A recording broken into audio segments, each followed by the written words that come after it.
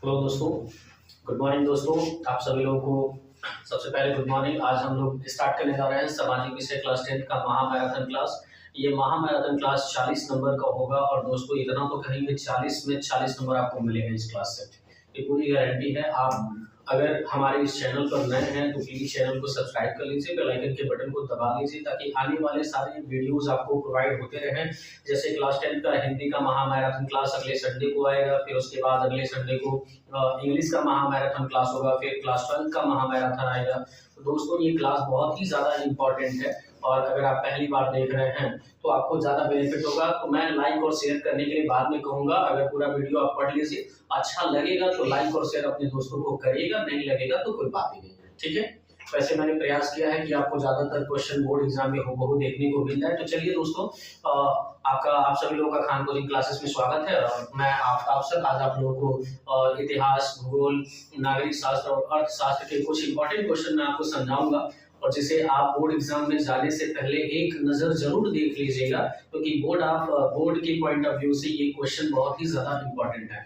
चलिए देरी न करते हुए सीधे सीधे टॉपिक को स्टार्ट करते हैं। देखिए इतिहास में कुछ इंपॉर्टेंट क्वेश्चन है, जिन 10 क्वेश्चनों को अगर आप प्रिपेयर कर लीजिए, मात्र 10 क्वेश्चन, तो आपका जो लघुत्तरी क्वेश्चन है वो आपका प्रिपेयर हो जाएगा, ठीक है। जैसे वो 10 क्वेश्चन क्या है, जैसे पहला क्वेश्चन है फ्रांस की क्रांति के मुख्य कारण क्या थे, यानी फ्रांस की क्रांति के मुख्य कारण क्या थे दोस्तों। तो सबसे पहले आप समझिए कि फ्रांस की क्रांति हुआ कब था।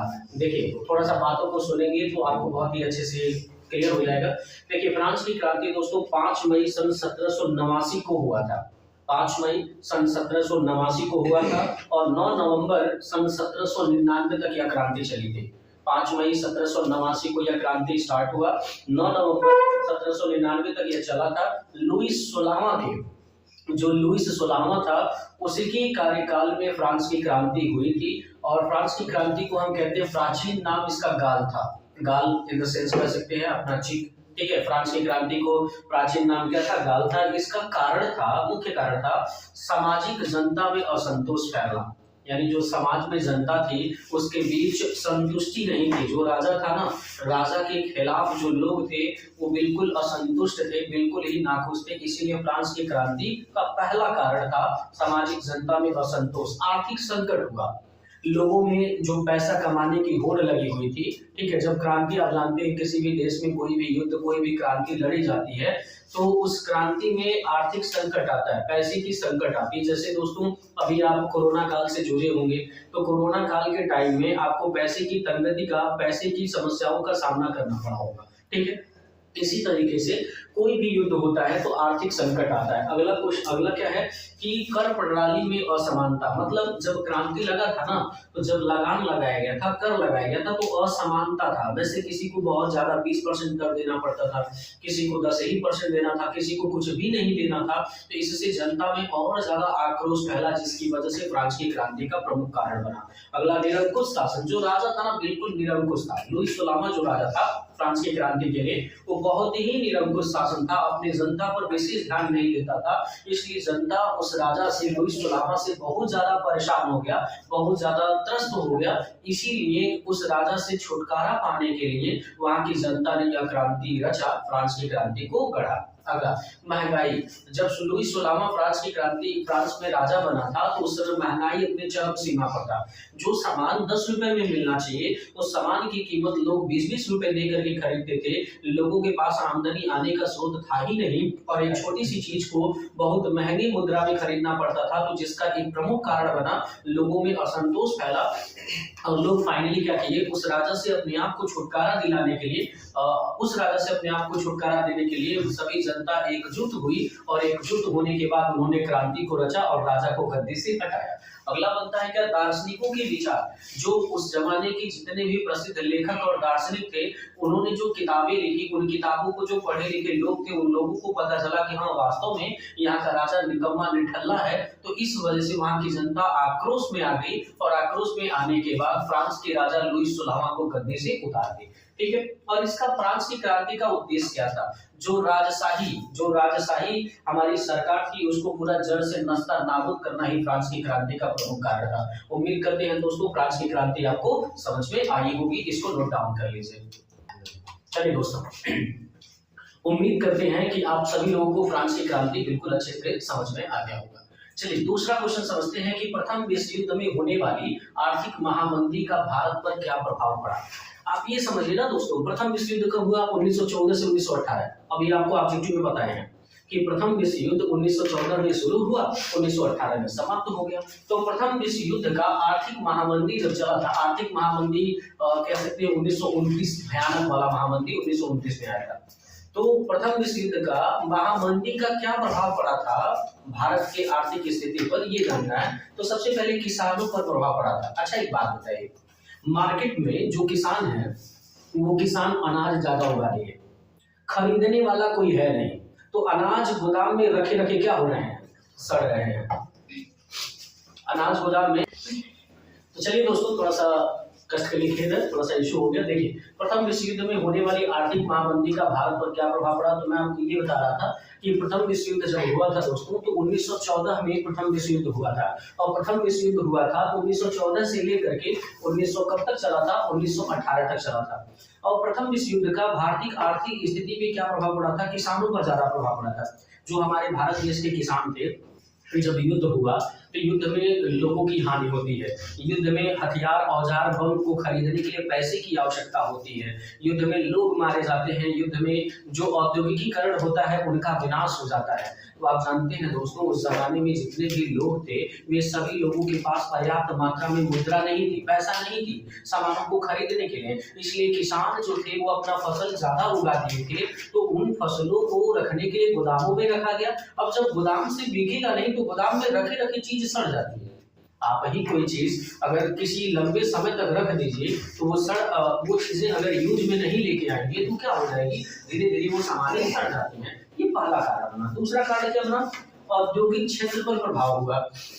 मतलब उद्योग के क्षेत्र में जो कंपनियां थी, बड़ी बड़ी कंपनियां, उनकी कंपनियां चलना ठप हो गई, उनकी कंपनियां काम करना बंद कर दी, मजदूर मिल नहीं रहे थे क्योंकि अधिकांशतः लोग मारे गए, तो मजदूर मिल नहीं रहे थे, कंपनियों में काम हो नहीं रहा था, ये भी असर पड़ा था। अगला, व्यापार और निर्यात में गिरावट हुई थी। अब जानते हैं जब भाई जाहिर सी बात है युद्ध हुआ है तो व्यापार होगा कहाँ, लेन देन होगा कैसे? एक देश का दूसरे देश से आदान और प्रदान तब होगा जब देश की आर्थिक स्थिति सही रहे। तो देश की अपनी आर्थिक स्थिति वैसे भी डमाडोल थी, खराब थी, आर्थिक स्थिति तंगी में थी, तो न तो हम अपना सामान पर्याप्त मात्रा में भेज सकते थे और न ही किसी दूसरे देश से खरीद सकते थे। ये कारण था।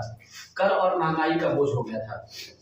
जाहिर सी बात है, महंगाई बढ़ेगा, कोई भी चीज लगेगा तो महंगाई बढ़ेगा। अभी मैं बार बार एक एग्जांपल दे रहा हूँ कोरोना का। कोरोना काल में आप देखे होंगे बहुत सारी चीजें महंगी हो गई थी, बहुत सारी चीजें, मतलब लोग जबरदस्ती, कहते हैं ना, लोग जबरदस्ती जो चीज 2 रुपए का था उसका 4 रुपए लोग ले रहे थे कोरोना काल में।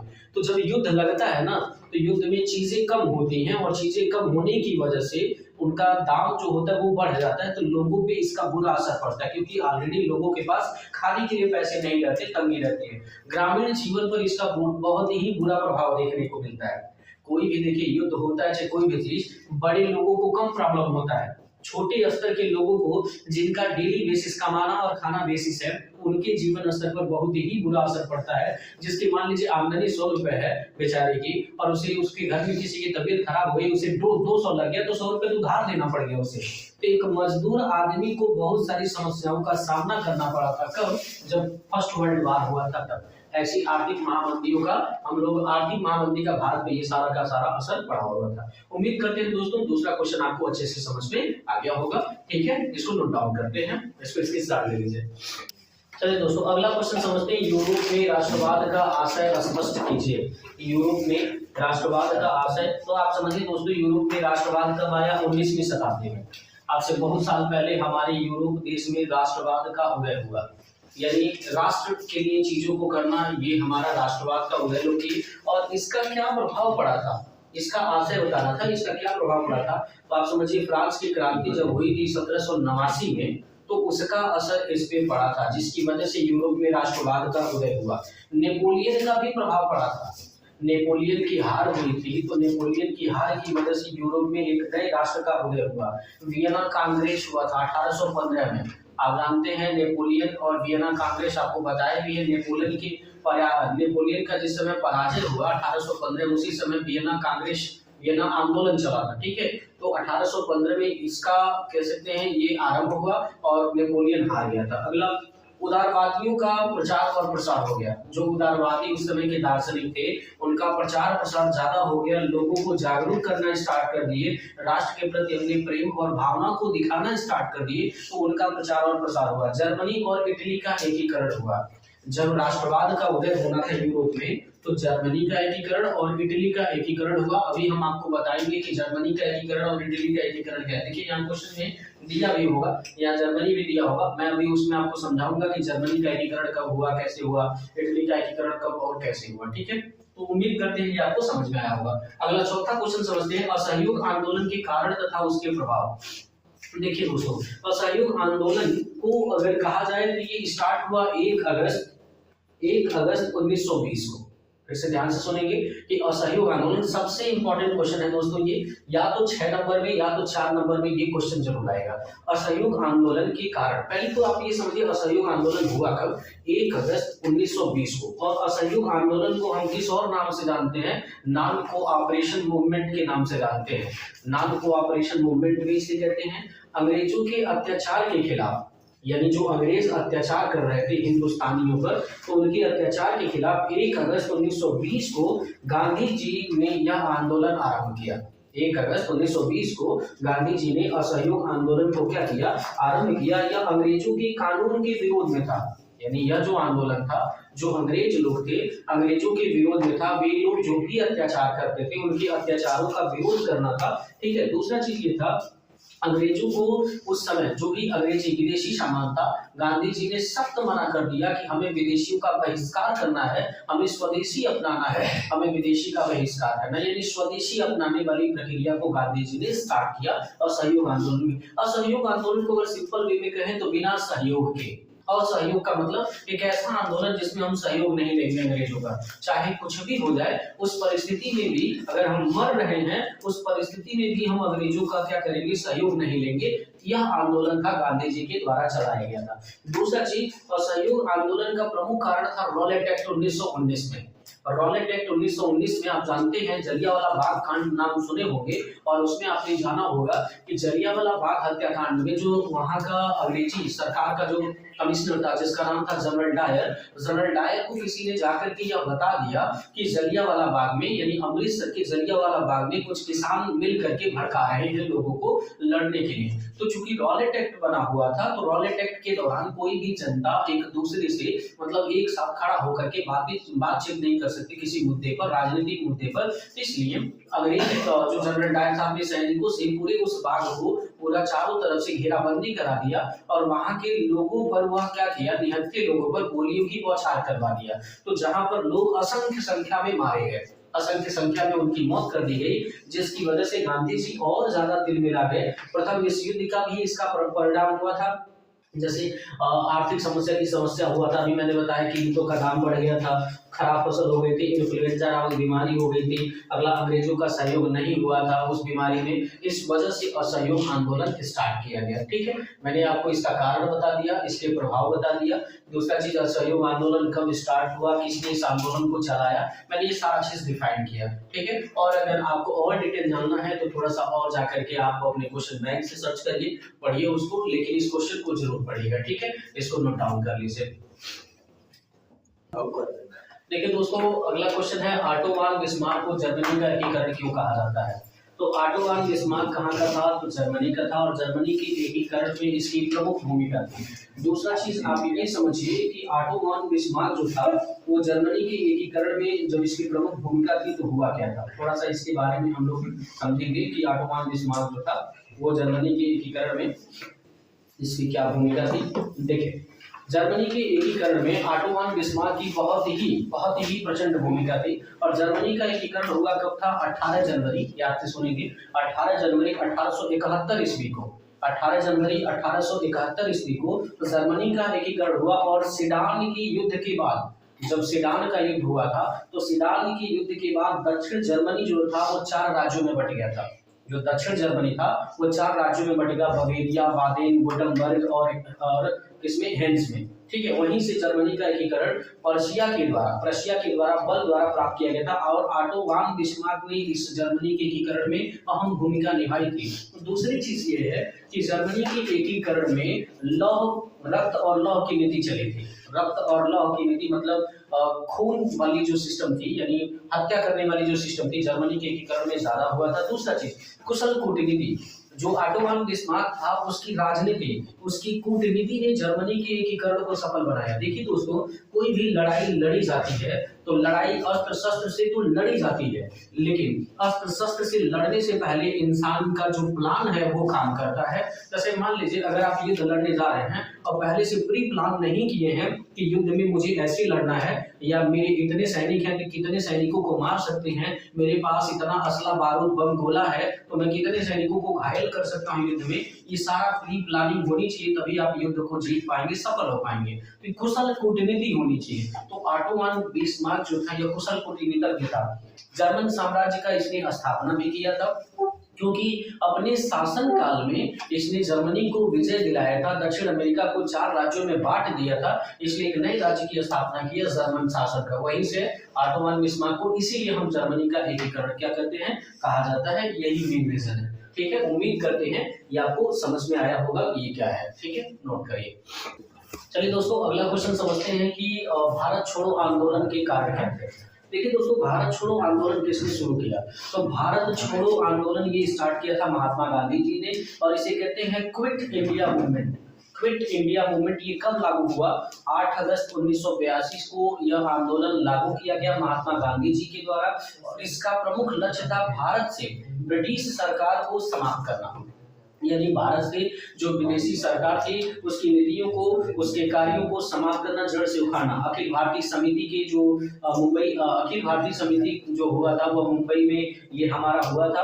और काकोरी कांड के 17 साल बाद, आप समझिए, काकोरी कांड के 17 साल बाद महात्मा गांधी जी के एक बार कहने पर 9 अगस्त 1942 को पूरा देश उस आंदोलन में कूद पड़ा। पूरा देश ही, हिंदुस्तान के जितने लोग थे, बच्चा बच्चा उस आंदोलन में कूद पड़ा। इसके ऊपर विशेष पर आप कहानी भी पढ़े होंगे मातृभूमि के लिए हिंदी में, ठीक है। 1942 में काकोरी स्टेशन पर जब अशफाकुल्ला खान, शहीद भगत सिंह, ठीक है, और चंद्रशेखर आजाद वो क्या करते हैं, काकोरी स्टेशन के खजाने को लूट लेते हैं, ये सारी घटनाएं हमारी हुई थी। और यह नारा किसने दिया था? भारत छोड़ो आंदोलन महात्मा गांधी ने नहीं दिया था। यह नारा जो दिया था वह एक मुस्लिम इंसान था, जिस मुस्लिम इंसान का नाम था मोहम्मद मेहर अली, यूसुफ मोहम्मद मेहर अली, ठीक है। यूसुफ मेहर अली ने भारत छोड़ो आंदोलन का नारा उसने दिया था, और इस आंदोलन को अगस्त क्रांति के भी नाम से जानते हैं। ये बात समझिए, क्योंकि यह आंदोलन अगस्त में स्टार्ट हुआ, तो इसी वजह से इस आंदोलन को हम अगस्त क्रांति के भी नाम से जानते हैं। और इस आंदोलन का प्रमुख उद्देश्य ये था, कारण ये था, क्रिस्प मिशन की असफलता, जो अंग्रेजों की मिशन थी, उस मिशन की असफलता का यह एक प्रमुख कारण था। कि सबसे प्रमुख कारण तो यही था दोस्तों, अंग्रेज लोग बहुत ज्यादा अत्याचार कर रहे थे, तो उनके अत्याचार से हम लोग जो थे बहुत ज्यादा परेशान हो गए थे, और इंडियन वासी बहुत ज्यादा कष्ट में आ गए थे, इसीलिए उन्होंने यह आंदोलन स्टार्ट कराया था। द्वितीय विश्व युद्ध और जापानी आक्रमण का डर हुआ था, इस वजह से ये हुआ था। दूसरा चीज दोस्तों, इस आंदोलन में बहुत भारी संख्या में लोग मारे गए थे। जब यह आंदोलन चला था ना, भारत छोड़ो आंदोलन, तो 900 लोग ऑन द स्पॉट मार दिए गए थे। 900 लोग ऑन द स्पॉट मर गए थे, और 60,000 लोग इस आंदोलन में घायल हो गए थे। तो आप कल्पना कर लीजिए कितने हजार, कितने लाखों की संख्या में लोग इस आंदोलन में जुड़े होंगे। तो आंदोलन मतलब बहुत ही प्रचंड, बहुत ही कह सकते हैं कि बहुत ही विशालकाय सीमा पर यह आंदोलन स्टार्ट किया गया था। महात्मा गांधी जी के एक आह्वान पर, महात्मा गांधी जी के एक बार कहने पर यह आंदोलन में लोग जो थे, बच्चा बच्चा जितने भी पढ़ने वाले लोग थे, सभी यूनिवर्सिटी छात्र जो थे, वो सब के सब इस आंदोलन में कूद पड़े। उम्मीद करते हैं दोस्तों आपको भारत छोड़ो आंदोलन समझ में आया होगा। चलिए दोस्तों, अगला क्वेश्चन समझते हैं, और one of the most important question रहेगा दोस्तों, आर्थिक महामंदी के प्रमुख कारण क्या थे? आर्थिक महामंदी के प्रमुख कारण क्या थे, तो इसके बारे में जरा सा समझ लेते हैं कि भाई आर्थिक महामंदी के प्रमुख कारण क्या थे। देखिए दोस्तों, आर्थिक महामंदी कब स्टार्ट हुआ था? सन 1929 में आर्थिक महामंदी चला था, और सन 1929 के बाद कब तक चला था? 1940 तक भारत में आर्थिक महामंदी चला था। और आर्थिक महामंदी का वजह क्या था? लंबे समय तक जब देश की अर्थव्यवस्था धीमी और सुस्त पड़ जाए, बात सुनिएगा, आर्थिक महामंदी किसे कहते हैं? जब लंबे समय तक देश की लंबे समय तक देश की आर्थिक व्यवस्था बहुत ही लचीला हो जाए, बहुत ही डाउन हो जाए, तो उस समय जो स्थिति आती है उसी स्थिति को हम महामंदी कहते हैं। सबसे पहले तो इसके बारे में महामंदी किसे कहते हैं ये देखेंगे। लंबे समय से चली आ रही आर्थिक व्यवस्था जब ढीली पड़ जाती है, जब कम हो जाती है, तो उस समय जो मंदी चलती है उसे हम महामंदी कहते हैं। और आर्थिक महामंदी का प्रमुख कारण ये था प्रथम विश्व युद्ध से उत्पन्न होने वाली परिस्थितियां। जब 1914 में प्रथम विश्व युद्ध हुआ था तो उस समय जन धन लोगों की बहुत ज्यादा हानि हुई थी, जिसकी वजह से आर्थिक महामंदी आई थी। कृषि उपज एवं औद्योगिक सामग्री का अति उत्पादन, जब आर्थिक महामंदी आई थी दोस्तों, तो उस समय किसानों ने बहुत ज्यादा अनाज उगा दिया था। अभी आपको कुछ समय पहले बताए हैं कि किसानों ने इतना ज्यादा अनाज उगा दिया था कि अपने गोदामों में रख दिया था। उन अनाजों को खरीदने वाला कोई नहीं था, जिसकी वजह से अनाज गोदाम में रखे रखे सड़ गए थे। तो इस वजह से भी आर्थिक महामंदी आई थी। दूसरा चीज, ऋण की समस्या, किसी को उधार नहीं मिल रहा था। अब कोई किसी को उधार देगा क्या? जाहिर सी बात है, जिसके पास पैसा है, महामंदी चल रहा है, कोई भयानक बीमारी चल रही है, तो लोग अपने घर का खर्चा देखेंगे कि दूसरे के घर का। तो ऋण की, उधार लेने की भी समस्या बढ़ गई थी। बेरोजगारी बढ़ गई थी। बेरोजगारी मतलब किसी को काम नहीं मिल रहा था, कहीं भी कमाने का कोई काम पे रख ही नहीं रहा था, क्योंकि किसी को जरूरत था ही नहीं। थोड़ा बड़ा जरूरत है तो इंसान खुद भी कर लेता था, ठीक है। तो इस वजह से बेरोजगारियां भी बढ़ गई थी। सट्टेबाजी की बढ़ती हुई प्रवृत्तियां, लोग सट्टेबाजी में ज्यादा दाव लगाने लगे। सट्टाबाजी मतलब जाकर के सट्टा खेलते थे किसी तरीके से, और लोग सट्टाबाजी बहुत ज्यादा, उनकी मनोवृत्ति, उनकी प्रवृत्तियां धीरे धीरे बढ़ने लगी थी, जिसकी वजह से आर्थिक महामंदी का यह एक और ज्यादा फेमस कारण कह सकते हैं। उपभोग में कमी होने लगा, यानी लोगों में जो खाने की प्रणाली थी वो धीरे धीरे कम होने लगा। पैसा था ही नहीं तो लोग खाएंगे कैसे खरीद करके, जाहिर सी बात है। दूसरा चीज, ये सोने की कमी हो गई। उस समय जो सोना चांदी था, वह सोना चांदी धीरे धीरे क्या हो गया, कम हो गया। ये था हमारा आर्थिक महामंदी के क्या प्रमुख कारण। ये one of the most important रहेगा दोस्तों, आप इसको जरूर टिक करिएगा और इसे अच्छे से पढ़ के जाइएगा, ठीक है। इसको नोट डाउन कर लीजिए। देखिए दोस्तों, एक नया क्वेश्चन है, G77 देशों से आप क्या समझते हैं? अच्छा, G77 क्या है? देखिए, G77 में 77 देश शामिल है। पहला चीज, ये 77 देश दिख रहा ना, तो 77 देश है। G77 में 77 देश टोटल शामिल है और विकासशील देशों के आर्थिक हितों की रक्षा करते हैं। जितने भी विकासशील देश हैं, जैसे भारत अभी विकासशील देश है, जो विकासशील है, जो विकास की श्रेणी में अग्रसर है, उस देश को हम विकासशील देश कहते हैं। तो भारत अभी विकसित नहीं है, अभी यह विकास कर रहा है, ठीक है। तो विकासशील देशों के आर्थिक हितों की रक्षा होती है। इस दौरान आपसी सहयोग और एकता को बढ़ावा मिलता है, यानी लोगों में आपसी सहयोग की भावना बढ़ती है। G77 देश में जो लोग थे उनके बीच सहयोग करने की भावना बढ़ी थी। तो लोग सहयोग नहीं कर, मतलब सहयोग करते थे और एक दूसरे से एकता को बढ़ावा दिए थे, यूनिटी पे रहने का बढ़ावा दिए थे। जो 77 देश, अभी वर्तमान में G77 में 130 देश शामिल हैं। नाम G77 है, पहले 77 देश थे, अभी वर्तमान में 130 देश हैं वर्तमान में। और भारत भी G77 का एक देश है, यानी भारत देश जो है G77 का एक सदस्य है, ये याद रखिएगा। अगर आप इतना लिख देते हैं तो आपको 4 नंबर मिल जाएगा। 4 नंबर का क्वेश्चन आता है, इतना लिख देंगे आपको बन जाएगा कि G77 देशों से आप क्या समझते हैं। तो G77 में एक बार फिर से जान लीजिए, 77 देश शामिल थे और ये जितने भी देश शामिल थे वो सब विकासशील देशों की, उनकी पैसों की हितों की रक्षा करते थे। जैसे भारत देश है, तो भारत देश के पैसों की रक्षा करने के लिए G77 देश के जितने भी लोग हैं वे सब लोग करते थे, आपसी सहयोग करते थे। जैसे भारत देश एक विकासशील देश है, तो अगर इसे किसी से पैसा उधार लेना है तो G77 देश में जो भी देश है उनसे यह उधार लेगा और वो लोग जो भी टैक्स वैक्स लगाएंगे भारत देश को देना पड़ेगा, ठीक है। ये G77 का एकता को बढ़ावा देने का काम किया जाता था। प्राचीन समय में 177 देश थे, लेकिन अभी वर्तमान समय में G77 में कितने देश है? तो टोटल 130 देश है और भारत भी G77 का क्या है, एक प्रमुख सदस्य है, ठीक है। इतना करते हुए काम हो जाएगा। चलिए दोस्तों, अगला क्वेश्चन और हम समझते हैं, क्योंकि ये आर्थिक महामंदी के कारण यहाँ पे मैंने समझा दिया था। तो अगला लास्ट क्वेश्चन बनता है, इटली के एकीकरण को संक्षेप में लिखिए। तो इटली के एकीकरण का पुनरुत्थान किसने किया था? जोसेफ मेज़्ज़नी ने।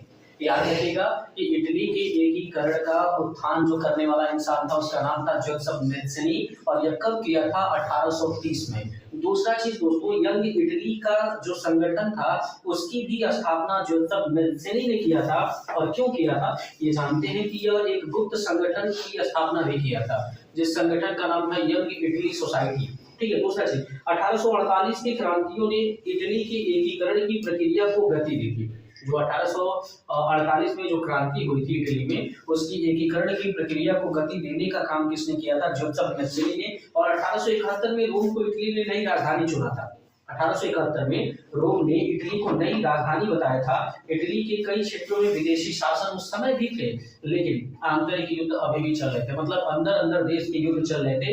लोकतंत्र की स्थापना करनी थी, दूसरा चीज राष्ट्रीय एकता स्थापित करनी थी और आर्थिक विकास को बढ़ावा देना था। ये कारण था हमारा। फिर से समझ लीजिए कि इटली के एकीकरण किसने किया था? जोसेफ मैज़्ज़िनी ने। जोसेफ मैज़्ज़िनी ने 1830 में इटली के एकीकरण को एकीकृत किया। यंग इटली नामक गुप्त संगठन की भी स्थापना इसने किया। 1848 में क्रांतियों ने एकीकरण की प्रक्रिया को गति दी। 1871 में रोम ने इटली को एक नई राजधानी घोषित कर दिया। इटली के कई क्षेत्रों में विदेशी शासन उस समय भी चल रहे थे और देश के अंदर आंतरिक युद्ध चल रहे थे और लोकतंत्र की स्थापना करनी थी, इसीलिए देश में अंदर ही अंदर लड़ाइयां चल रही थी।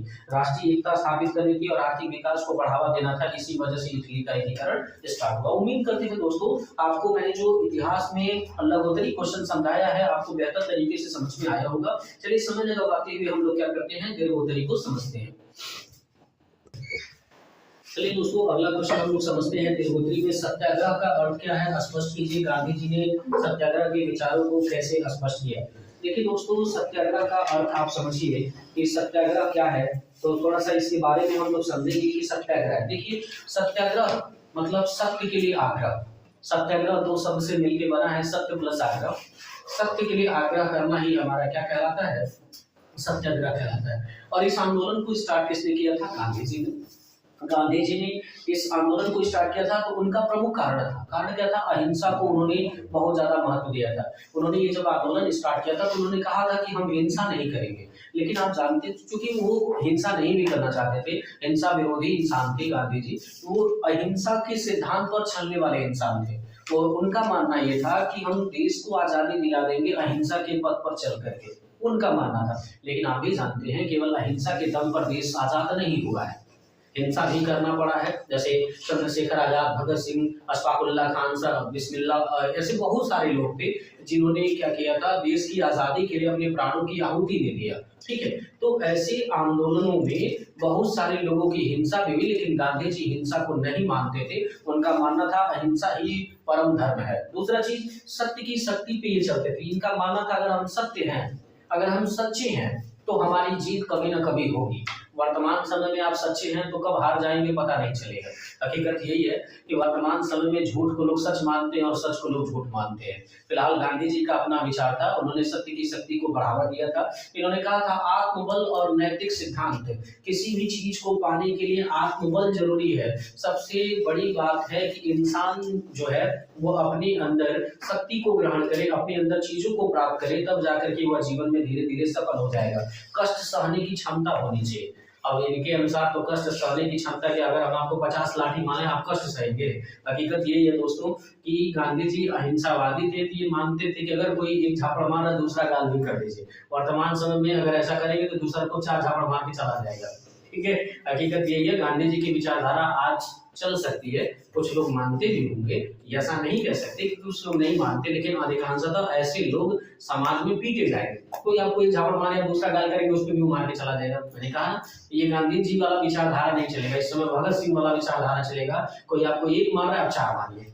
ठीक है, कोई आपको एक झापड़ मारा गिरा के पटक के कचरा डालिए उनको, तो ये विचारधारा चलेगा। लेकिन गांधी जी ने ये क्या किया था, सत्याग्रह के आंदोलन के दौरान उन्होंने कहा था भाई कष्ट सहने की क्षमता होनी चाहिए इंसान के अंदर। क्योंकि जब गांधी जी आंदोलन स्टार्ट किए थे तो बहुत सारे अंग्रेजी जो सैनिक थे लाठियों का घातक प्रहार किए थे, जिनमें लोगों को लाठियों की घातक प्रहार से चोटें पहुंची थी, वो चोटिल भी हो गए थे। ठीक है, दूसरा चीज ये क्या करते थे, डर से मुक्ति। ये कहते थे हमें डर से डरना नहीं है, हमें डर से डरना नहीं है, डर आएगा तो देखा जाएगा, डर पे विजय प्राप्त करना है। और एक बहुत ही फेमस कोटेशन है, क्या नाम है, अमेरिका के जो एक राष्ट्रपति थे जिनका नाम था डॉक्टर रूजवेल्ट। डॉक्टर रूजवेल्ट ने कहा था कि हमारा डर ही हमें डराता है और यदि हमें अपने डर पर जीतना है तो हमें डर पर अपने डर से विजय प्राप्त करना पड़ेगा। तो हमें अपने डर से डरने की जरूरत नहीं है। तो उन्हीं के कह सकते हैं कि भाई गांधी जी के नक्शे कदम पर भी उन्होंने ये विचारधारा दिया था और गांधी जी ने कहा था कि भाई अगर हमें सत्याग्रह मतलब सत्य के लिए आग्रह करना है या आंदोलन चलेगा। मैंने इसका कुछ कारण बताया। उम्मीद करते हैं आपको ये सत्याग्रह का जो अर्थ था वो समझ में आया होगा कि सत्याग्रह क्या है, सत्याग्रह किन शब्दों से मिल के बना है, गांधी जी ने यह आंदोलन स्टार्ट किया था तो किन किन विचारों को स्पष्ट किया था, अहिंसा के सिद्धांत दिया था, सत्य की शक्ति को बढ़ावा दिया था, आत्मबल और नैतिक शक्ति को बढ़ावा दिया था, कष्ट सहने की क्षमता को बढ़ावा दिया था और डर से मुक्ति होने का इन्होंने बढ़ावा दिया था। ठीक है, नोट कर लीजिए। चलिए दोस्तों अगला क्वेश्चन समझते हैं। ऑटोमान बिस्मार्क को जर्मनी का एकीकरण क्यों कहा जाता है? ऑलरेडी आपको समझा चुके हैं जर्मनी के एकीकरण में, है ना। और यहाँ पे आपको समझाए होंगे 60 वाले में ऑटोमान बिस्मार्क को जर्मनी का एकीकरण क्यों कहा जाता है। और वही क्वेश्चन है यहाँ पे रिपीटेड हो गया है। ठीक है, ये 60 में भी लाइन में भी दोनों में रिपीटेड हो गया है। इसको 2 बार हम समझा चुके हैं, इसमें भी 60 वाले में समझाया ही है। तो अब आते हैं इस टॉपिक पे। सविनय अवज्ञा आंदोलन का क्या अर्थ है, इसे क्यों चलाया गया? देखिए सविनय अवज्ञा आंदोलन, सविनय अवज्ञा आंदोलन को हम किस नाम से जानते हैं? Civil disobedience. सविनय अवज्ञा आंदोलन को कहते हैं सिविल डिसोबीडियंस। और यह आंदोलन जैसे किसके नेतृत्व में हुआ? तो यह आंदोलन गांधी जी के नेतृत्व में हुआ। कैसे समझिए, सविनय अवज्ञा आंदोलन किसके नेतृत्व में हुआ? तो गांधी जी के नेतृत्व में हुआ। और इसकी शुरुआत कहाँ से हुआ? इसकी शुरुआत दांडी मार्च से हुआ। कैसे समझेंगे कि इसकी शुरुआत दांडी मार्च से हुआ। 78 सदस्यों के साथ सविनय अवज्ञा आंदोलन को स्टार्ट किया गया 12 मार्च 1930 को। 12 मार्च डेट बहुत इंपॉर्टेंट है। 12 मार्च 1930 को सविनय अवज्ञा आंदोलन स्टार्ट किया गया था अहमदाबाद से। अहमदाबाद से यह आंदोलन स्टार्ट हुआ। 241 मील की दूरी पर स्थित एक गांव की यात्रा की गई और यह यात्रा कंप्लीट हुआ 6 अप्रैल 1930 को दांडी पहुंचने के बाद। ठीक है, जिसमें सविनय अवज्ञा आंदोलन में जैसे कई आंदोलन थे। ठीक है, जिसमें आप कह सकते हैं कि नमक कानून आंदोलन था। लोग नमक अपना खुद का बना करके मार्केट में लाना चाहते थे। लोग स्वदेशी अपनाना चाहते थे। इस आंदोलन का प्रमुख कारण था। मैंने कुछ इंपॉर्टेंट बातें बताया कि सविनय अवज्ञा आंदोलन का अर्थ क्या है। मैंने बताया कि भाई सविनय अवज्ञा आंदोलन क्या है। सविनय अवज्ञा आंदोलन को सिविल डिसोबीडियंस कहते हैं। ठीक है, दूसरा चीज गांधी जी के नेतृत्व में हुआ। तीसरा चीज इसकी शुरुआत दांडी मार्च से हुई। 78 सदस्यों के साथ स्टार्ट किया गया था। 12 मार्च 1930 को अहमदाबाद से 241 मील की दूरी तय की गई थी, जिनमें एक स्थित गांव की यात्रा की गई थी और 6 अप्रैल 1930 को दांडी पहुंचने के बाद यह यात्रा कंप्लीट की गई थी। और इस आंदोलन के दौरान नमक कानून आंदोलन हुआ था। स्वदेशी अपनाओ और विदेशियों का बहिष्कार करो, इस आंदोलन का प्रमुख श्रेय था। ठीक है, उम्मीद करते हैं आपको समझ में आया होगा। नोट करिए। अगला क्वेश्चन समझते हैं दोस्तों। ब्रेटन वुड्स समझौते के कारण तथा उद्देश्य क्या थे? ब्रेटन वुड्स समझौता ये बहुत ही इंपॉर्टेंट रहेगा दोस्तों। ब्रेटन वुड्स समझौते के कारण क्या थे तथा इसका उद्देश्य का उल्लेख करिए। ब्रेटन वुड्स समझौते को क्यों कहा जाता है, थोड़ा समझ लीजिए कि ब्रेटन वुड्स समझौता 1 जुलाई, ध्यान से सुनिए कि ब्रेटन वुड्स समझौता 1 जुलाई 1944 को स्टार्ट हुआ।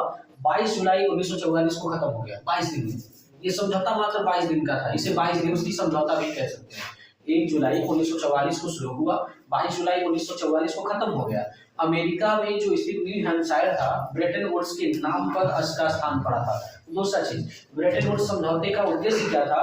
औद्योगिक क्रांति में औद्योगिक विश्व में आर्थिक स्थिरता तथा पूर्ण रोजगार बनाए रखने के लिए इस ब्रेटन वुड्स समझौते का उद्घाटन किया गया था। मुद्राओं, व्यवस्थाओं या अंतरराष्ट्रीयकरण किया गया। द्वितीय विश्व युद्ध के बाद विश्व के औद्योगिक राष्ट्र के, यानी जो द्वितीय विश्व युद्ध था, द्वितीय विश्व युद्ध के बाद विश्व के औद्योगिक राष्ट्र के सामने विश्व की अर्थव्यवस्था को स्थिरता प्रदान देने के लिए ब्रेटन वुड्स समझौता किया गया था। दूसरा चीज, ब्रेटन वुड्स समझौता किसे कहा जाता है? पैसों का प्रबंध करने के लिए, यानी पैसों का व्यवस्था करने के लिए एक विश्व बैंक का गठन किया गया। एक विश्व बैंक का गठन हुआ जिसे हम ब्रेटन वुड्स ट्विन कहते हैं। ठीक है, उम्मीद करते हैं कि आपको समझ में आया होगा कि ब्रेटन वुड्स समझौता कब हुआ था, इसे कितना दिवसीय समझौता कहते हैं। 1 जुलाई 1944 को शुरू हुआ, 22 जुलाई 1944 को खत्म हो गया। दूसरा, अमेरिका स्थित न्यू हैम्पशायर के ब्रेटन वुड्स नामक स्थान पर ब्रेटन वुड्स समझौता हुआ था। इसका उद्देश्य क्या था? औद्योगिक विश्व में आर्थिक स्थिरता को प्रदान करना और दूसरा, पूर्ण रोजगार बनाए रखने के लिए राष्ट्रीय मुद्राओं व्यवस्थाओं का अंतरराष्ट्रीयकरण करना। दूसरा चीज, द्वितीय विश्व युद्ध के बाद विश्व के औद्योगिक राष्ट्र के सामने विश्व की अर्थव्यवस्था को बनाए रखना। और अगला चीज, विश्व बैंक में पैसों की व्यवस्था करने के लिए जिस चीज को बनाया गया उसे ब्रेटन वुड्स ट्विन कहा गया। ठीक है, उम्मीद करते हैं दोस्तों ये आपको अच्छे से समझ में आया होगा। ठीक है, नोट डाउन कर लीजिए।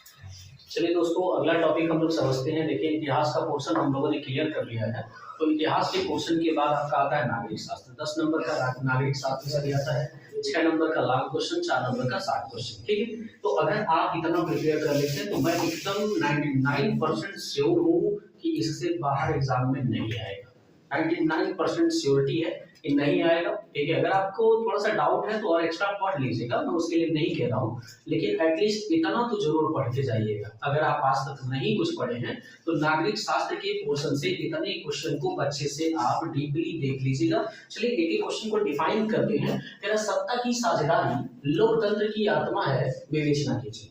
सत्ता की साझेदारी लोकतंत्र की आत्मा है, विवेचना करिए। और आप जानते हैं थोड़ा सा सत्ता की साझेदारी के, देखिए दोस्तों, सत्ता की साझेदारी लोकतंत्र की आत्मा है, विवेचना करिए। इसके बारे में समझते हैं कि सत्ता की साझेदारी क्या है। कि संघर्ष के समाधान की यह एक प्रथा होती है, यानी संघर्ष का जो भी समाधान प्रक्रिया अपनाया गया है उसकी यह एक प्रथा है और यह जरूरी है, क्योंकि यह एक ऐसी शासन व्यवस्था है जहां समाज के सभी वर्गों से लोगों का हिस्सा सरकार में होती है। दूसरा चीज, इसे किसी भी देश की गणतंत्र व्यवस्था का मंत्र भी कहा जाता है। हमारे समाज में शांति और भाईचारा बनाने रखने के लिए सत्ता की साझेदारी बहुत ही आवश्यक है। सत्ता की साझेदारी क्यों आवश्यक है? क्योंकि लोकतांत्रिक देश में अगर समाज में आपसी भाईचारा बनाए रखना चाहते हैं तो यह बहुत ही ज्यादा जरूरी है, जो आज के वर्तमान समय में नहीं है। आज के वर्तमान समय में लोग जाति के नाम पर एक दूसरे से झगड़ा कर रहे हैं ना, तो ये सत्ता की साझेदारी बहुत जरूरी है कि लोग जातियों के नाम पर, धर्म के नाम पर एक दूसरे से झगड़ा थोड़ा कम करें और दो देशों के बीच, दो लोगों के बीच जो टकराव है वो कम हो सके, बल्कि सामाजिक बोलचाल भी कम हो सके। यदि सामाजिक बोलचाल में जो आपस में बोलटोल होता है उसे भी कम किया जाए, इसीलिए सत्ता की साझेदारी हमारे समाज में बहुत ज्यादा आवश्यक पड़ गया है। दूसरा चीज, भारत में संघीय शासन की दो विशेषताओं का वर्णन करना है। तो भारत में संघीय शासन प्रणाली चलती है जिसकी बहुत सारी विशेषताएं हैं, जैसे शासन केंद्र और राज्यों के बीच, शासन केंद्र और राज्यों के बीच, यानी केंद्र और राज्यों के बीच यह संघीय व्यवस्थाएं चलती हैं। लिखित संविधान इसमें लिखा जाता है, जो भी संविधान में लिखा गया है उन सभी नियमों का संघीय शासन प्रणाली में पालन किया जाता है। सत्ता का विभाजन होता है, सत्ता का विभाजन मतलब केंद्र सरकार अलग, राज्य सरकार अलग, ठीक है, ऐसे सत्ता का विभाजन कर दिया जाएगा। संविधान को सर्वोच्चता दी जाती है। संविधान में जितनी भी चीजें हमारी लिखी गई हैं उनको लोग मानते हैं, उनको लोग बहुत ज्यादा प्राथमिकता देते हैं और संविधान की संशोधन की कठोर प्रक्रिया भी करते हैं। जो संविधान है उसमें क्या क्या चीजें संशोधन की जा सकती है उसकी कठोर प्रक्रिया किया जाता है और लिखित और कठोर संविधान को लोग मानते भी हैं और इसे क्या करते हैं, अपनाते भी हैं। दूसरा चीज हम लोग समझते हैं, जो सबसे इंपॉर्टेंट क्वेश्चनों में से एक रहेगा आपका ये वाला, लोकतंत्र एक उत्तरदायी और वैध शासन व्यवस्था है, स्पष्ट करिए। तो थोड़ा सा इसके बारे में समझ लेते हैं। अगर आप उसको समझ लेते हैं तो लांग भी समझ में आ जाएगा, क्योंकि लांग का ये और इसका ये समझिए कि बिल्कुल एक जैसा है। थोड़ा सा इसको देख लेते हैं। देखिए, लोकतंत्र को अंग्रेजी में क्या कहते हैं? लोकतंत्र को अंग्रेजी में डेमोक्रेसी बोलते हैं। और लोकतंत्र एक ऐसी शासन व्यवस्था है जिसमें व्यक्ति को समान अधिकार दिया जाता है। जैसे आप हिंदुस्तान में रहते हैं तो हमारा देश एक लोकतांत्रिक देश है, तो हर व्यक्ति को एक समान अधिकार है। जैसे बहुमत का शासन भी कहा जाता है, बहुमत का साधन भी कहते हैं। और लोकतांत्रिक सुधार क्या होता है? इसमें लोकतांत्रिक देश में कोई भी आदमी अपनी गलतियों को सुधार सकता है। लोकतांत्रिक व्यवस्था की अपनी अलग अलग कमजोरियां होती हैं, जिसमें इसमें आप क्या कर सकते हैं कि लोकतांत्रिक शासन में आप जो चाहें वो कर सकते हैं। मतलब आप नोटा का प्रयोग कर सकते हैं। अगर आप किसी को वोट देने जा रहे हैं तो आप क्या कर सकते हैं, नोटा। नोटा का मतलब होता है नन ऑफ द एबव, मतलब हम किसी को वोट नहीं देना चाहते। अगर आप वोट डालने जाते हैं तो वहां पर एक button none of the above का रहता है। कोई भी नेता आपको पसंद नहीं है तो आप वह बटन दबा दीजिए, मतलब आप किसी को वोट नहीं करना चाहते, ठीक है। ऐसा नहीं है कि जो भी वोट देने वाले लोग हैं आप वोट देना ही देना, मर्जी करें तो दीजिए किसी को जो आपकी नजर में नेता अच्छा है। नहीं कोई नेता अच्छा है तो बगल में नोटा का बटन रहता है, आप नोटा दबा के चले आइए। जैसे हम कहते हैं नन ऑफ द एबव, इसका मतलब होता है हम किसी को वोट देना नहीं चाहते। आजकल के जमाने में ईवीएम द्वारा मतदान होता है। आप जानते हैं बैलेट पेपर से कम मतदान हो रहा है। अब जो बड़े बड़े स्तर का चुनाव होता है वो ईवीएम मशीन से होता है, तो इसका भी प्रयोग किया जाता है। अनिवार्य मतदान है भाई, लोकतंत्र में हर व्यक्ति के लिए मतदान बिल्कुल अनिवार्य होना चाहिए। लेकिन कहाँ अनिवार्य होता है?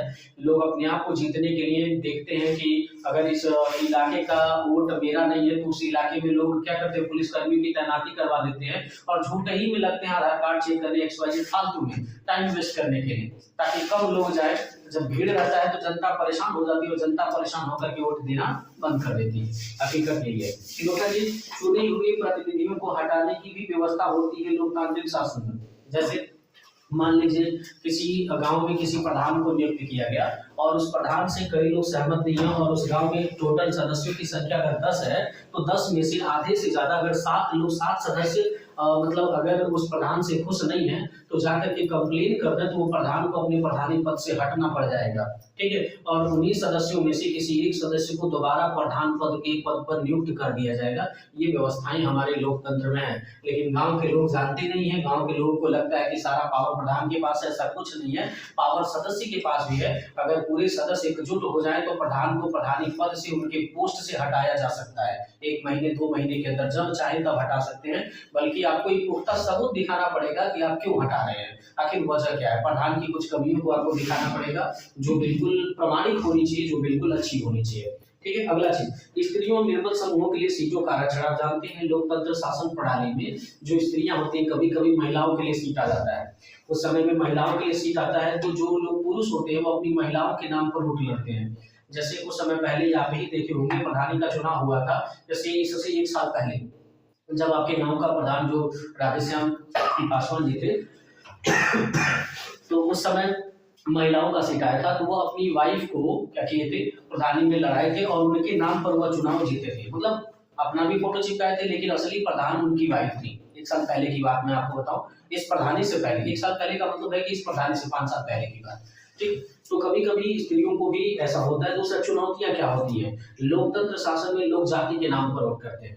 आप जानते हैं जाति के नाम पर वोट होता है, ये सैथवार हैं, ये मुस्लिम हैं, ये यादव हैं, ये हमारी बिरादरी के हैं, मैं कहूंगा बस ये बात सुन लेंगे। तो जाति के नाम पर लोग वोट डालते हैं, ऐसा नहीं होना चाहिए। दूसरा, गरीबी, गरीबी के नाम पर लोग वोट देते हैं। आप जानते हैं गरीबों को क्या किया जाता है, थोड़ा 2-4 पैसे दे दिया जाए, साल भर तो पूछेंगे नहीं, लेकिन ऐन वक्त पर 2-4 हजार दे देंगे तो गरीब क्या करेंगे, जाकर के वोट डाल के चले जाते हैं। दारू मुर्गा ये सब खिला देते हैं तो लोग क्या करते हैं, अपने मतलब कह सकते हैं कि अपने विवेक का इस्तेमाल नहीं करते हैं, उस दारू मुर्गा के चक्कर में आकर के वोट दे करके चले जाते हैं। हिंसा, आप जानते हैं हिंसा भी होता है। हिंसा हम आपको ज्यादा क्या होता है कि भाई अगर हम नहीं जीतेंगे तो कुछ कर देंगे, और बहुत ज्यादा बड़े मन से नहीं कुछ कह सकते है ना।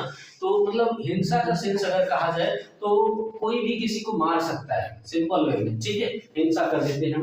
अशिक्षा की बात आती है, अशिक्षा का मतलब लोग शिक्षित नहीं होते, तो ये भी चुनौतियों का सामना करना पड़ता है। अगर एक अच्छे नेता का चुनाव नहीं कर रहे हैं जो अशिक्षित है तो आपको इन सारी समस्याओं का सामना करना पड़ेगा। जनसंख्या वृद्धि होगी तो उसका सामना करना पड़ेगा, ठीक है। उम्मीद करते हैं ये आपको समझ में आया होगा। ये क्वेश्चन और ये क्वेश्चन ये दोनों एक ही था, इसलिए मैं थोड़ा सा इसमें समझ। अगला देखिए, भारत में जाति का राजनीतिक एवं समाज पर क्या प्रभाव पड़ा। आप समझिए, भारत में जाति और राजनीति का बहुत ही बुरा प्रभाव पड़ा था, क्योंकि इसके पीछे कई रीजन थे। भारत में जाति और राजनीति का प्रभाव, पहला चीज ये था, राजनीति का क्या प्रभाव पड़ता है, मतदान और राजनीतिक दल का प्रभाव पड़ता है। राजनीति के दम पर आप मतदान कम करा सकते हैं, राजनीति के दम पर मतदान ज्यादा करा सकते हैं, आरक्षण की नीतियों को ला सकते हैं, राजनीतिक प्रतिनिधित्व को स्थापित कर सकते हैं, जिससे समाज पर प्रभाव पड़ेगा, सामाजिक जागरूकता होगी, समानता की मांग होगी। ये भारत में राजनीति का क्या करते हैं, स्थानीय और राजनीति का समाज और राजनीति पर प्रभाव पड़ता है। अगला, स्थानीय स्वशासन से आप क्या समझते हैं।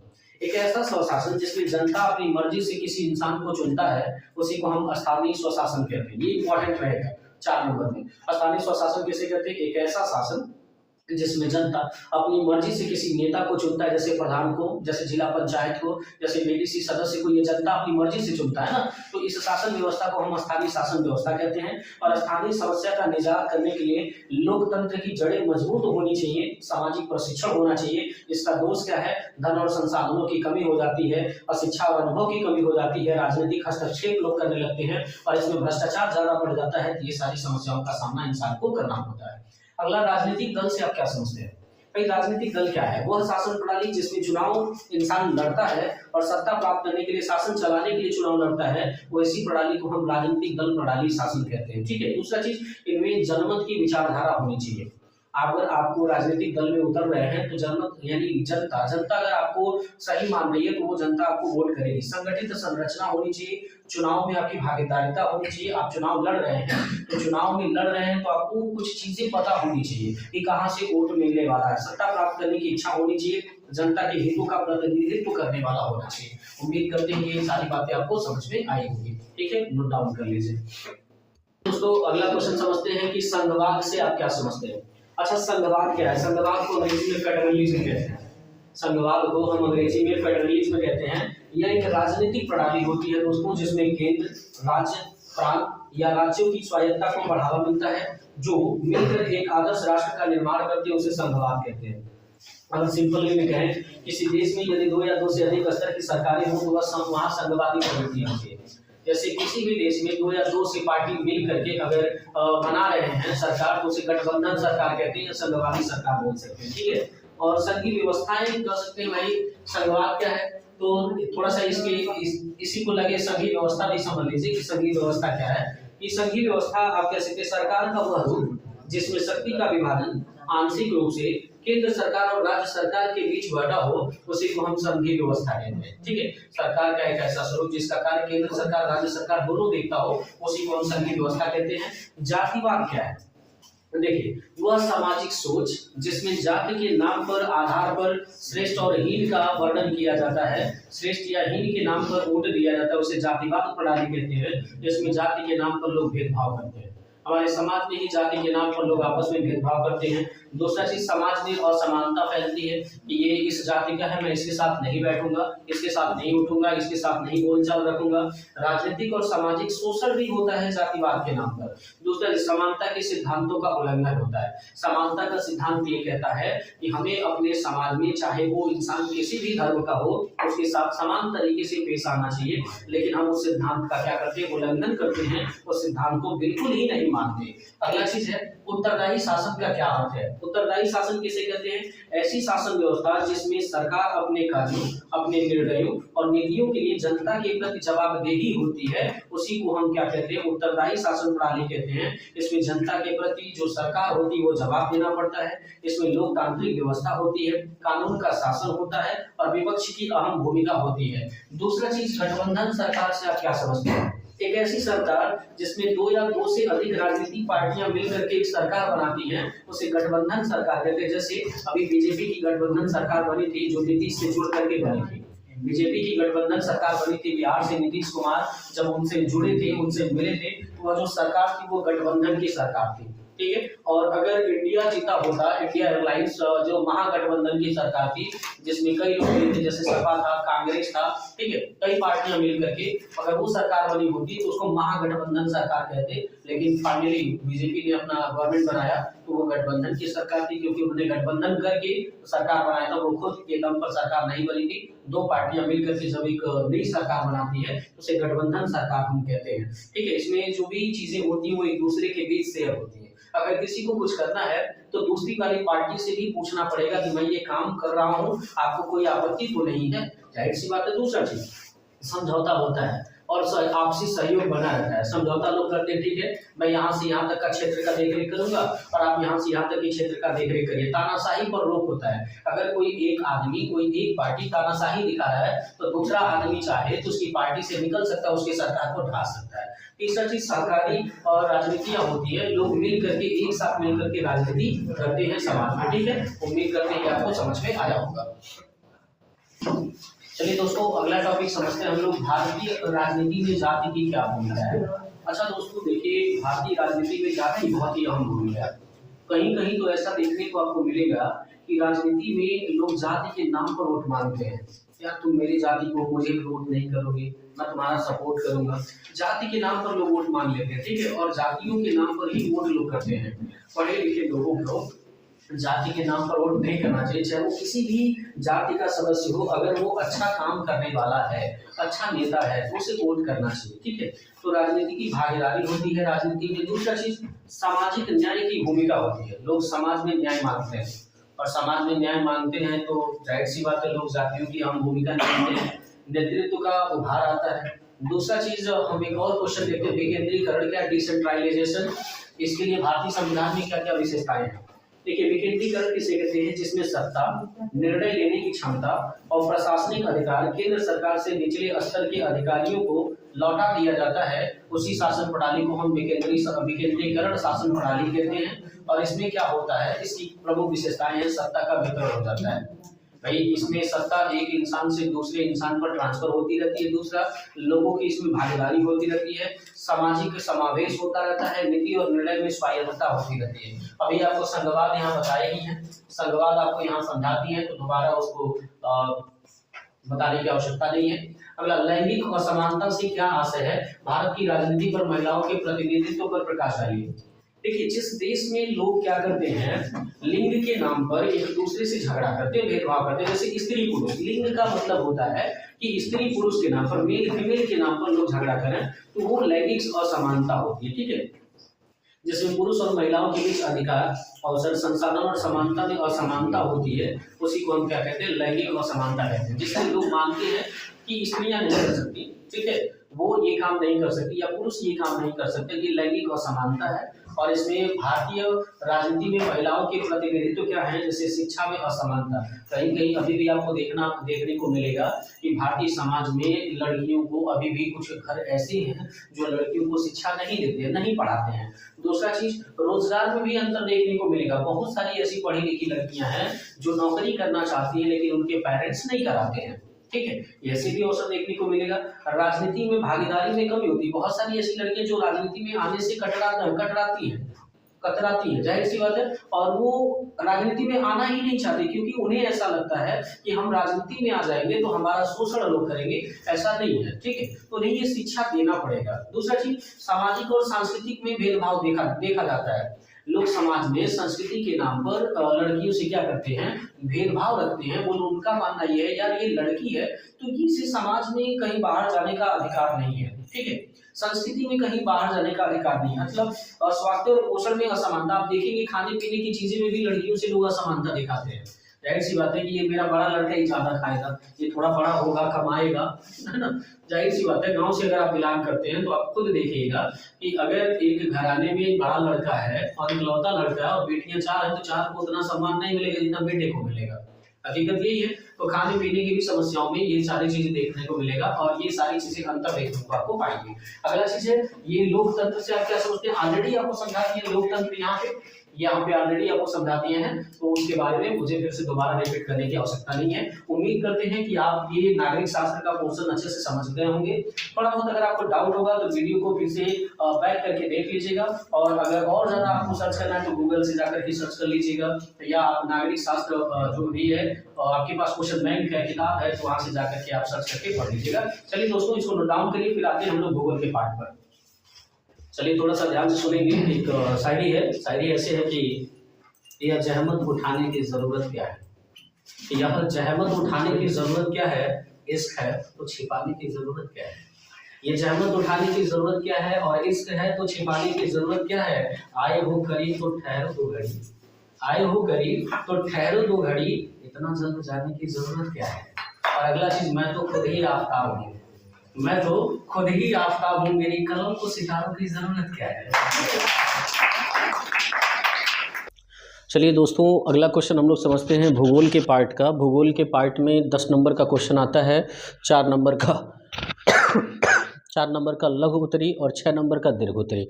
अगर आप इतना प्रिपेयर कर लेते हैं तो आपका भूगोल से इससे बाहर नहीं आएगा, ये गारंटी है। तो इसको आप अच्छे से प्रिपेयर कर लीजिएगा। क्वेश्चनों को हम लोग डिफाइन करते हैं, समझते हैं। इसके बाद हम लोग टॉपिक समझेंगे इकोनॉमिक्स का, अर्थशास्त्र का, फिर उसके बाद हमारा मैराथन कंप्लीट हो जाएगा। ठीक है, देखते हैं दोस्तों, कह रहा है क्या? लघु उत्तरी प्रश्न, खनिज के संरक्षण की विशेषता। अच्छा, खनिज के संरक्षण की आवश्यकता क्यों है? देखिए, खनिज के संरक्षण की आवश्यकता इसलिए है क्योंकि किसी भी उद्योग, किसी भी कृषि, दोनों ही खनिज पर निर्भर करती है। किसी देश का उद्योग जो है, किसी देश का खनिज जो है कि दोनों ही खनिज पर निर्भर करता है। खनिजों का प्रयोग जो है ना, लाखों वर्षों से हमारी इस धरती पर चली आ रही है। हम लोग आज से बहुत साल पहले भी, लाखों करोड़ों वर्षों पहले खनिज का इस्तेमाल करते रह रहे हैं और उनका बहुत महत्व है। जो कार्य योग्य होते हैं उनकी प्रक्रियाएं बहुत ज़्यादा धीमी होती हैं। उनके वर्तमान दर में उनके तुलना की अगर पुनर्भरण की जाए तो वो थोड़ी सी उत्खनन से उसकी गुणवत्ता घटती जा रही है। यानी खनिजों के ज़्यादा खनन से इनकी गुणवत्ता में क्या हो रहा है?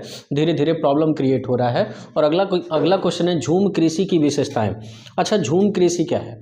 अब झूम कृषि को एक और नाम से जानते हैं क्या? सोपानी कृषि। सोपानी कृषि या झूम कृषि, सीढ़ीदार कृषि, ये सब पाए जाते हैं कहाँ? उत्तराखंड में। अभी आपको हम कुछ देर पहले MCQ में बताए थे, उत्तराखंड में पाए जाते हैं। और उत्तराखंड में ये कृषि की जाती है, पहाड़ी क्षेत्रों में ये कृषि की जाती है, मेड़ बना करके पहाड़ी क्षेत्रों में ये कृषि की जाती है। और जंगलों की सफाई के लिए यह कृषि की जाती है। इसमें मौसमी फसल उगाया जाता है, मौसम के हिसाब से। जैसे ठंडी चल रहा है तो ठंडी में मौसम के हिसाब से कौन सा फसल होता है वहाँ पे की जाती है। दूसरा, इसमें झूम कृषि में अल्प उत्पादन होता है, मतलब कोई भी फसल आप बोएंगे तो वो उसके उत्पादन में बहुत ज़्यादा वृद्धि नहीं होगा, उत्पादन में कमी ही रहेगा, बहुत ज़्यादा हाई लेवल पे नहीं जाता है। वही हमारा क्या है? झूम की कृषि होती है। ठीक है, नोट डाउन करिए इसको। 2 क्वेश्चन उम्मीद करते हैं समझ में आया होगा। अगला हम मिट्टी का देखिए, संसाधन नियोजन की क्यों आवश्यकता है? आप सिंपल वे में कहें, आपको खाने पीने की चीज़ें की क्यों आवश्यकता है? जिंदा रहने के लिए, जाहिर सी बात है, हमें खाने पीने की चीज़ें ही इसलिए आवश्यकता पड़ती है क्योंकि हम जीवित रहना चाहते हैं, जिंदा रहना चाहते हैं। तो इसी तरीके से हमारे जो संसाधन हैं, जो भी, जैसे जल हुआ, पानी हुआ, ठीक है, जल हुआ, पानी वही होता है, खाद्य पदार्थ हो गए, जैसे मान लीजिए आपका दाल, चीनी, ये सब जो भी है, इनकी क्यों आवश्यकता है? अपनी जीविकोपार्जन को चलाने के लिए, ठीक है, इनकी बहुत ज़्यादा आवश्यकता पड़ती है। अगला है, मिट्टी के महत्व को बताइए तथा भारत में पाई जाने वाली मिट्टी के प्रकार। बहुत इंपॉर्टेंट है ये, one of the most important question रहेगा ज्योग्राफी से। थोड़ा सा मिट्टी के बारे में जानते हैं। देखिए, मिट्टी किसे कहते हैं? अंग्रेजी में मिट्टी को आप कहते हैं सॉइल, ठीक है, और इसे क्या कहते हैं? पृथ्वी के सबसे ऊपरी सतह की जो ऊपरी परत होती है उसी को मिट्टी कहते हैं। ये धरती का जो ऊपरी परत का हिस्सा है वही हमारा क्या है? मिट्टी है। इसका निर्माण जो है ठीक नीचे के चट्टान के विघटन के कारण उन पर कार्बनिक पदार्थों के फलस्वरूप होता है।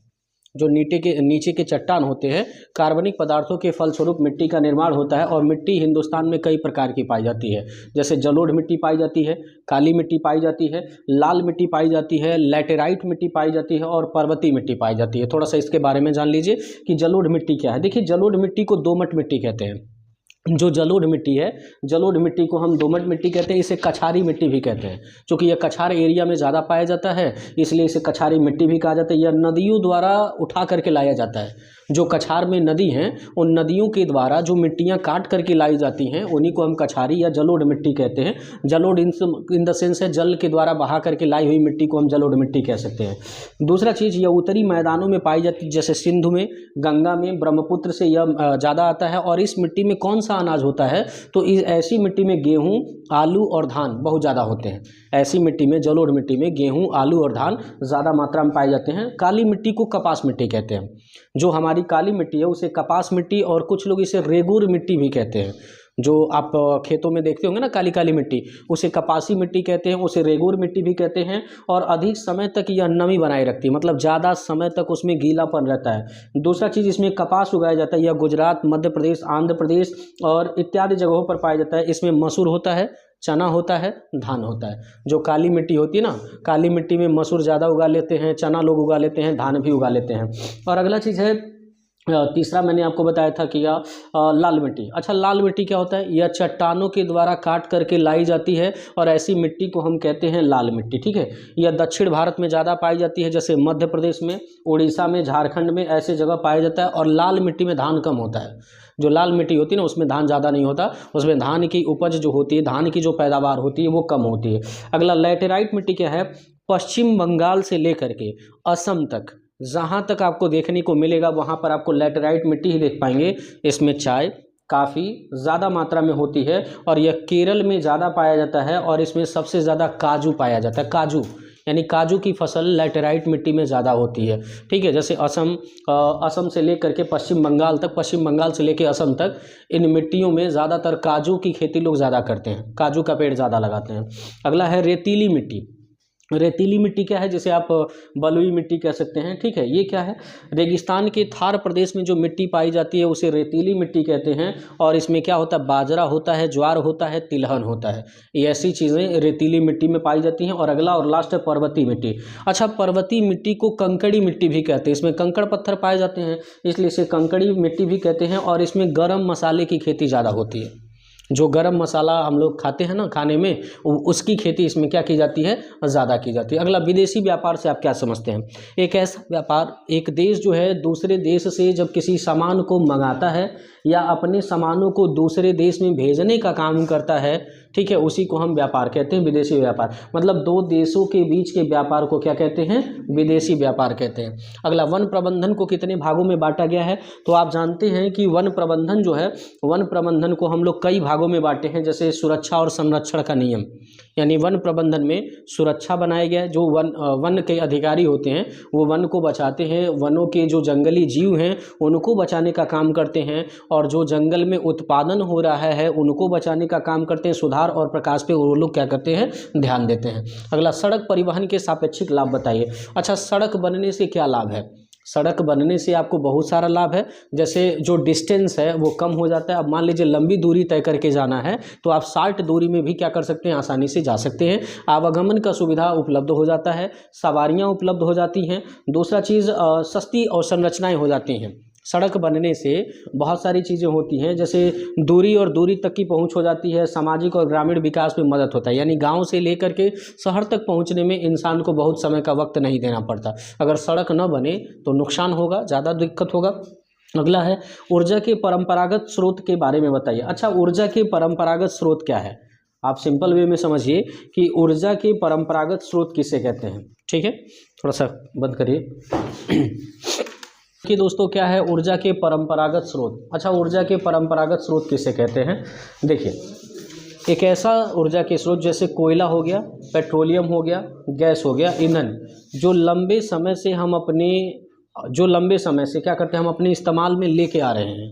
यानी जो भी प्राकृतिक चीज़ें हैं, सिंपल वे में समझिए, जो प्रकृति द्वारा उत्पन्न होता है वो ऊर्जा के परंपरागत स्रोत होते हैं, और जिसे इंसान बनाता है वो गैर परंपरागत स्रोत होते हैं। बात समझ में आया कि ऊर्जा के परंपरागत स्रोत क्या हैं? जो प्रकृति के द्वारा उत्पन्न हुआ वो ऊर्जा के परंपरागत स्रोत, जैसे कोयला हो गया, पेट्रोलियम हो गया, प्राकृतिक गैस हो गया, ये सब ऊर्जा के परंपरागत स्रोत हैं। लेकिन अगर ऊर्जा के गैर परंपरागत स्रोत की बात करें, जैसे सौर ऊर्जा हो गया, ये इंसान बनाता है। जो इंसान बनाया वो क्या है, जैसे बायोगैस है, ज्वारी ऊर्जा होगा, जैव ईंधन हो गया, ये सब के सब ऊर्जा के गैर परंपरागत स्रोत होते हैं। मतलब जो प्रकृति के द्वारा प्रदत्त है वो ऊर्जा के परंपरागत स्रोत है। अगला, पहाड़ी क्षेत्रों में मृदा अपरदन को कैसे रोक सकते हैं? तो आप समझिए कि पहाड़ी क्षेत्रों में मृदा अपरदन को कई तरीके से रोक सकता है। कह रहा है कि पहाड़ के इलाके पर जो मिट्टी कट रही है उसको कैसे आप रोक सकते हैं? तो कई तरीकों से रोक सकते हैं। जैसे आप क्या करना है कि सबसे पहले तो आपको भावी वर्षा को रोकना है। जो भारी वर्षा हो रही है उसके लिए आपको कोई व्यवस्था बनाना पड़ेगा कि पानी मेड़ों को और मिट्टियों को काट करके न बहे, बल्कि पानी वहाँ पर कुछ देर तक रुके, और धीरे धीरे वो कोई रास्ता बनाइए ताकि वहाँ से पानी निकलने की व्यवस्था हो। वनों की कटाई करने से रोकिए, ठीक है। वह जंगलों को काटने, पहाड़ी इलाके पे जो जंगल हैं, जो जंगल कट रहे हैं, अब मान लीजिए जंगल कटेंगे, पेड़ हटेंगे, तो पेड़ हटेगा तो मिट्टी भी तो वहाँ से हटेगी, तो उससे आप रोक सकते हैं। अनुचित कृषि पद्धति कर सकते हैं।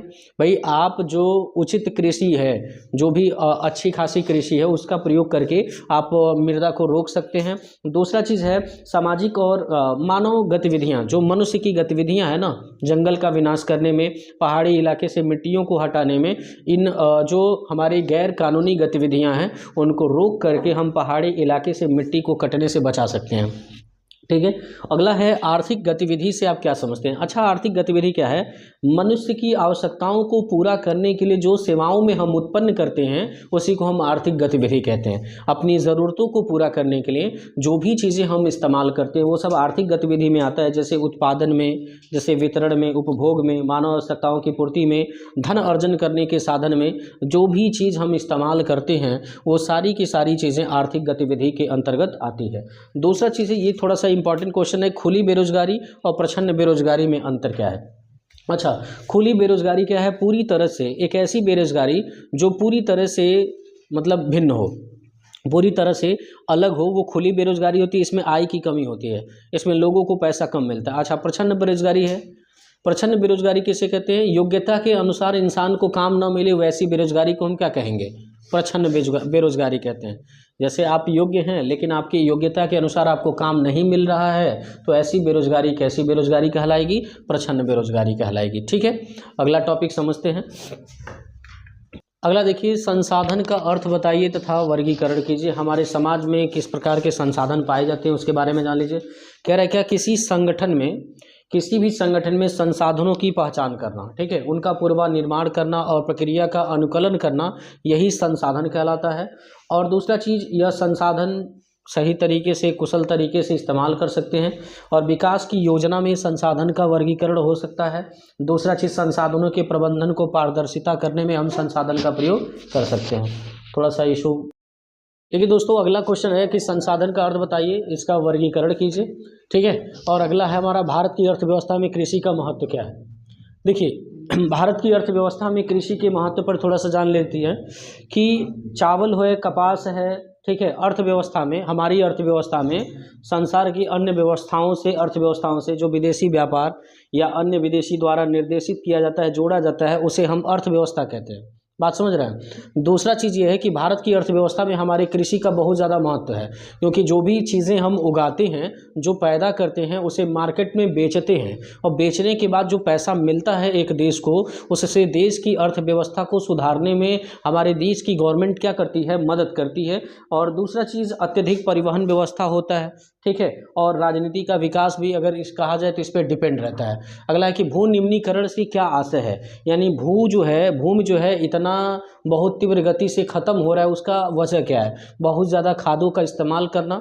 आप जानते हैं कि बहुत ज़्यादा खाद्य पदार्थ का इस्तेमाल करने से हमारी भूमि की गुणवत्ता धीरे धीरे क्या हो रही है, ख़त्म हो रही है। बाढ़ के आने की वजह से भूमि जो है, जो नदियों के किनारे जो ज़मीनें हैं, वो धीरे धीरे कट करके पानी में बह जा रहे हैं, ठीक है। ये सारी चीज़ें हैं। दूसरा, भूमि संसाधन को परिभाषित कीजिए। अभी इधर बताए हैं कि भूमि को कैसे आप बचा सकते हैं, ठीक है, वो चीज़ें हमने बता दिया है।